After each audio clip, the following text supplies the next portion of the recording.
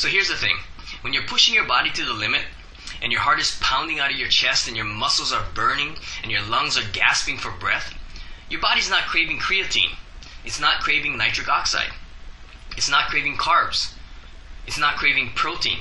It's craving oxygen. Unless you're completely starving or an ultra endurance athlete, oxygen is pretty much always the limiting factor in muscle performance, and that's just a scientific fact. And what makes using portable oxygen even more attractive is that it contains no stimulants, no sugars, and no calories. You never crash from it. You can use it at night and it doesn't affect your sleep. You never have to worry about cycling off and on it. There's no toxicity or negative side effects. Your body never gets used to it. It's legal by the World Anti-Doping Agency.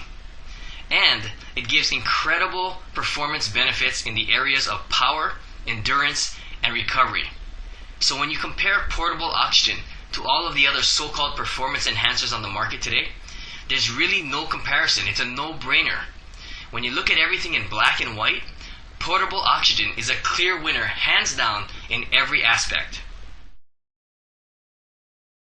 There's basically three things you need to know about how oxygen affects athletic performance. The first thing is that oxygen combines with glucose to create ATP, the main energy source for your muscles. The more ATP your body can create, the more powerful and explosive your muscles will be. The second thing is that when your muscles don't receive enough oxygen to support their exertion, they begin to produce lactic acid, which can cause muscle fatigue and failure. The more oxygen you provide your muscles, the slower the production of lactic acid, and the slower the rate of muscle fatigue, which means you have greater endurance. And the third thing is that oxygen is needed by your body to break down lactic acid after exercise. So the more oxygen you provide your body post-exercise, the faster your muscles can recover. The thing about oxygen is that it always works. It's a scientific fact that the more oxygen you get to your muscles, the better they perform and the faster they recover. I'll give you an example. If I took an athlete and I had them do a very intense workout at 7,000 foot elevation where there's not much oxygen in the air, and then I took that same athlete and I took them down to sea level and had them do the exact same workout, 100% of the time they'd have more power, more endurance, and faster recovery at sea level where there's more oxygen. Not 70%, not 80%, not 90%. 100% of the time at sea level where there's more oxygen, that athlete will have more power, more endurance, and faster recovery. Okay, so there's no reason to question whether or not oxygen works. The only question is whether or not our product provides enough oxygen to create a noticeable difference in athletic performance and recovery. Well, after 2.5 years of putting hundreds of athletes on oxygen in all different sports, I can say without any hesitation that I believe that it does. I probably have a 90 to 95% success rate over that time. And with the ones who didn't get results, I really believe that it was just because they weren't willing to work with me long enough to get the results they were looking for. Because as with any supplement, there's definitely a learning curve when it comes to using oxygen. But if you take the time to figure it out and get it dialed in for you as an individual, it should work well every time you use it. So here are the main benefits that people are reporting when they use our portable oxygen for sports and fitness applications.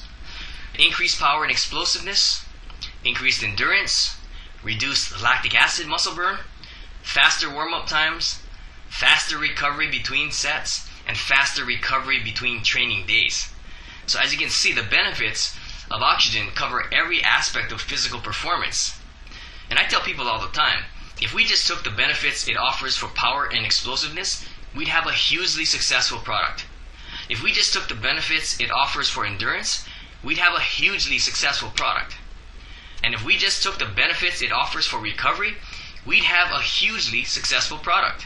But oxygen does all of it, and it would definitely be ranked at the top of each of those categories. So it's not difficult to understand why we're so excited about it and truly believe that it is destined to be the next big craze in sports and fitness. Many competitive athletes ask me if using oxygen all the time will create dependence and reduce their overall fitness levels. And my honest answer to that is that I have no reason to believe it will happen based on what I'm seeing with athletes who've been using oxygen consistently over a long period of time.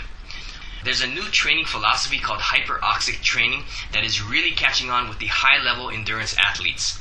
Hyperoxic training is almost the opposite of altitude training.